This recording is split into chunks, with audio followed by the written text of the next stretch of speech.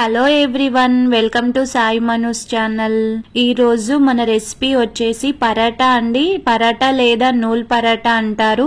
ఇది hotel style లేదా restaurant స్టైల్లో ఎలా చేయాలి అనేది అయితే ఇప్పుడు నేను ఈ వీడియోలో చూపిస్తున్నాను.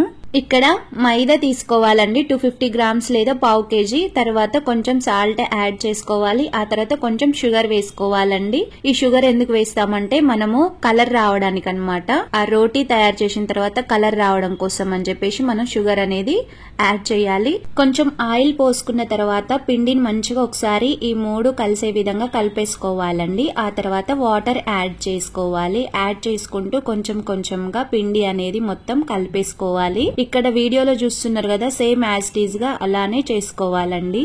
ఇక్కడ పిండి కలిపేటప్పుడు ఒక్కసారిగా వాటర్ అనేది పోయొద్దండి. కొంచెం కొంచెం పోసుకుంటూ పిండి అనేది కరెక్ట్ గా ఆ విధంగా కన్సిస్టెన్సీ వచ్చే విధంగా మనం ఒక ముద్ద తయారు చేస్తే ఆ ముద్ద ఎలా అయితే ఉంటుందో అలా తయారయ్యే విధంగా మనం పిండి అనేది కలుపుకోవాలి. ఇక్కడ ఫింగర్ తో ప్రెస్ చేస్తే పిండి లోపలికి వెళ్లే విధంగా మనం ఇక్కడ కలిపేసుకోవాలి. నెక్స్ట్ ఇది గట్టి పడకుండా, ఈ ముద్ద ఉంది కదా, ఈ పిండి ముద్ద అనేది గట్టి పడకుండా ఆయిల్ అనేది పైన అప్లై చేయాలన్నమాట. కొంచెం కోటింగ్ లాగా, లేదంటే ఒక తడి క్లాత్ ఉంటది కదా, తడి క్లాత్ కర్చీఫ్ వేసినా సరిపోతుంది.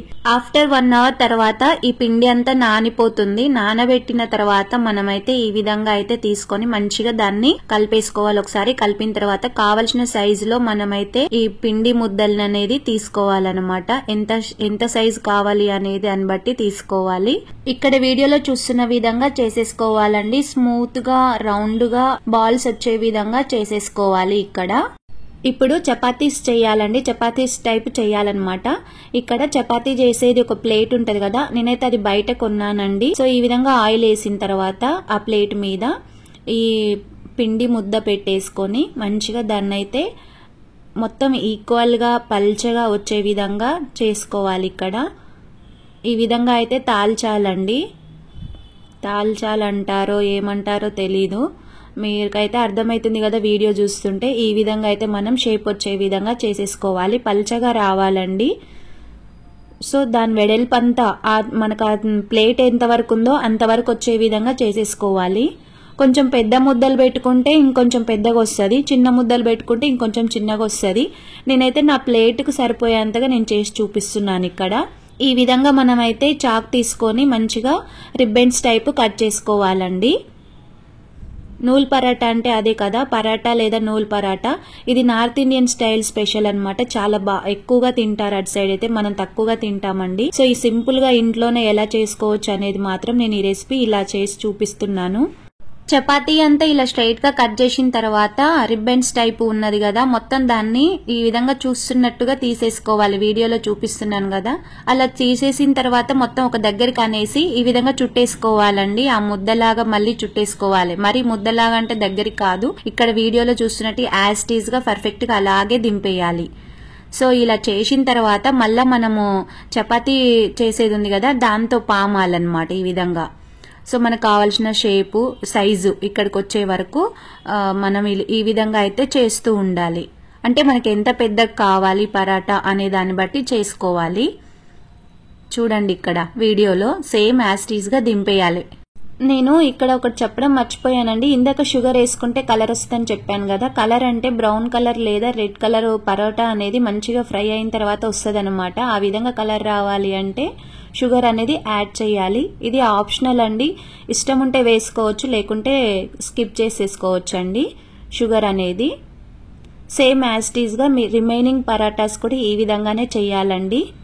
ఇవి ఒక్కొక్క పరాటా చేసిన తర్వాత ఒక సపరేట్ గా ప్లేట్ లోకి పెట్టేసుకోవాలండి. మనం ఒకసారి మొత్తం ఎన్నైతే కావాలి అనుకుంటున్నామో అన్ని పరాటాస్ చేసిన తర్వాత అవన్నీ ఒక ప్లేట్ లో పెట్టేసుకున్న తర్వాత విడివిడిగా పెట్టాలండి. ఒకదాని మీద ఒకటి పెడితే మాత్రం అతుక్కుంటే, అలా పెట్టకూడదు. నేను ఇక్కడ చూపిస్తున్నాను, సేమ్ యాజ్ టీజ్ గా అలాగే పెట్టేసుకోండి మీరు కూడా ప్లేట్ లో. ఈ పరాటాలోకి బెస్ట్ కాంబినేషన్ కర్రీ ఏంటంటే చోలే కర్రీ అండి, లేదా కాబూలి శనగల కర్రీ అని కూడా అంటారు. అయితే ఈ కర్రీతోనే ఇది చాలా బాగుంటది, అందుకే నేను ఆ వీడియో కూడా చేసి పెట్టానండి. మరి ఆ వీడియో కావాలి అంటే లింక్ అనేది నేను డిస్క్రిప్షన్ లో ఇస్తాను. ఇఫ్ ఇన్ కేస్ ఎవరికైనా కావాలి అనుకున్న వాళ్ళు చూడొచ్చు. ఆ వీడియోని చూసి యాజ్ టీజ్ గా చోలే కర్రీ అనేది ప్రిపేర్ చేసుకోవచ్చు. ఇంకా మీకు ఎలాంటి రెసిపీస్ కావాలి అనేది చెప్పండి, నేను చేసే ప్రయత్నం అయితే చేస్తానండి. మీ అభిమానం, మీ ఆదరణ ఉండబట్టే నేను ఈ విధంగా వీడియోస్ అయితే చేయడం జరుగుతుంది.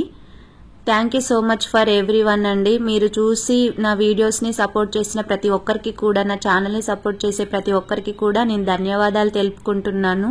సో మీకోసం మీరు బయటికి వెళ్ళి ఆరోగ్యాన్ని ఖరాబ్ చేసుకొని తినడం కంటే కూడా ఇంట్లోనే ఈ విధంగా చేసుకొని తినండి అని నేను చాలా కష్టపడి తెలుసుకొని నేనైతే ఈ రెసిపీ చేసి మీ ముందుకు తీసుకొచ్చానండి.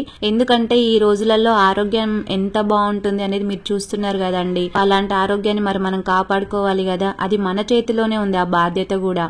మనం తిన్నామా ఏదో అయిపోయిందా అంటే కాదండి, చాలా చాలా ఇంపార్టెంట్ ఇక్కడ హెల్త్ అనేది. ఎంత డబ్బున్నా కూడా కోట్లు పెట్టినా కొనలేనిదండి ఆరోగ్యం అనేది. యాక్చువల్గా ఈ మైదా పిండి కూడా తినడం అనేది అంత కరెక్ట్ కాదండి. బట్ ఏంటంటే ఎప్పుడో ఒక సమ్ టైమ్స్ మనకి రెగ్యులర్గా బిర్యానీ తినాలి అని అనిపిస్తుందా, బట్ తినాలి అని అనిపించిన టైంలో మాత్రం ఖచ్చితంగా తింటాం కదా. అలాగే ఈ మైదా పిండి కూడా ఎప్పుడు కాకుండా ఎప్పుడో ఒక సమ్ టైమ్స్ చేసుకొని తినడం వల్ల ఆరోగ్యానికి ఏం కాదు. అది హెల్తీగా తినాలి, అందుకే చెప్తున్నాను ఇంట్లోనే చేసుకొని తినాలి, బయట తినొద్దు. సో ఈ విధంగా మనకు కావాల్సిన పరాటాస్ అన్ని ప్రిపేర్ చేసి పెట్టేసుకోవాలి ఒక ప్లేట్ లో. ఇప్పుడు స్టవ్ ఆన్ చేసి ప్యాన్ పెట్టేసుకున్న తర్వాత హీట్ ఎక్కిన తర్వాత ఆయిల్ పోసేసుకొని ఈ పరాటా వేసుకొని కాల్చుకోవాలండి 2 సైడ్స్.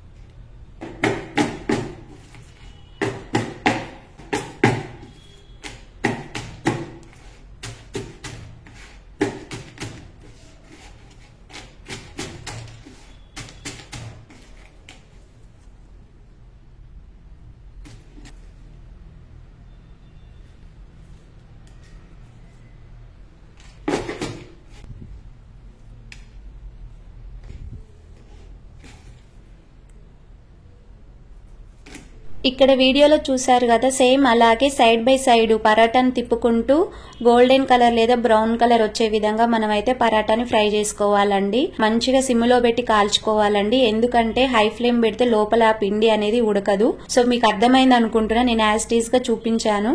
ఆ తర్వాత పరాటాస్ ఉడికిన తర్వాత మనము హ్యాండ్స్ తోటి ఈ విధంగా దగ్గరికి అనాలన్నమాట. అంటే అప్పుడు ఆ లేయర్ లేయర్ గా వచ్చేసి అనమాట. మనం రిబ్బన్స్ టైప్ చేసాం కదా, ఇందాక కట్ చేసి చేసాం కదా, సో అదే అండి ఇలా రావడానికి రీజన్. సో ఎమ్మి ఎమ్మి టేస్టీ టేస్టీ పరాటా అయితే రెడీ అయిపోయింది. మరి టేస్ట్ అయితే సూపర్ గా ఉంది. మీరు కూడా ఈ విధంగా చేసుకొని తినండి. ఎప్పుడు అవుట్ సైడ్ కాకుండా ఇలా ఇంట్లో చేసుకొని తినండి. చాలా రుచిగా ఎమ్మి ఎమ్మిగా ఉంటదండి. నిజంగా నా మాట వినండి ఒకసారి, కావాలంటే మీరే ట్రై చేయండి. ట్రై చేసిన తర్వాత కామెంట్ సెక్షన్ లో ఎలా వచ్చిందనే చెప్పండి. అప్పుడు మీకు కూడా తెలుస్తుంది, నాకు తెలుస్తుంది కదా, నేను కూడా హ్యాపీగా ఫీల్ అవుతాను. నేను చూపించిన రెసిపీ చేశారని చెప్పేసి నాకు కూడా చాలా సంతోషంగా ఉంటది. ఈ వీడియో కనుక నచ్చినట్లయితే లైక్ చేయండి, షేర్ చేయండి, సబ్స్క్రైబ్ చేసుకోండి. Thank you so much for seeing this video. Thank you అండి. మరిన్ని వీడియోస్ కోసం మళ్ళీ వస్తాను మీ ముందుకి. ఉంటానండి మరి. Bye bye.